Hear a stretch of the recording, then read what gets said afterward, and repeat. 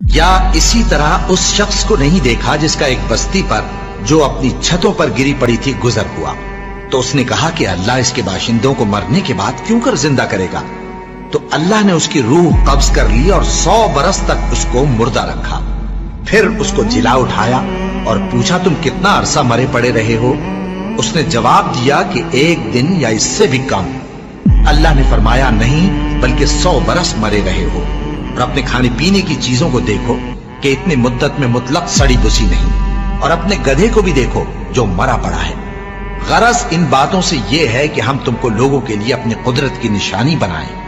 اور ہاں، گدھے کی ہڈیوں کو دیکھو کہ ہم ان کو کس طرح جوڑے دیتے اور ان پر کس طرح گوشت پوست چڑھائے دیتے ہیں. جب یہ واقعات اس کے مشاہدے میں آئے تو بول اٹھا کہ میں یقین کرتا ہوں کہ اللہ ہر چیز پر قادر ہے. اور جب ابراہیم نے اللہ سے عرض کیا کہ اے پروردگار مجھے دکھا کہ تو مردوں کو کیوں کر زندہ کرے گا، اللہ نے فرمایا کیا تم نے اس بات کا یقین نہیں کیا؟ انہوں نے کہا کیوں نہیں، لیکن میں دیکھنا اس لیے چاہتا ہوں کہ میرا دل اطمینان کامل حاصل کر لے. فرمایا کہ 4 پرندے لے لو، پھر ان کو اپنے سے ہلا لو اور ان کے ٹکڑے ٹکڑے کر دو، پھر ان کا ایک ایک ٹکڑا ہر ایک پہاڑ پر رکھ دو، پھر ان کو بلاؤ تو وہ تمہارے پاس دوڑتے چلے آئیں گے.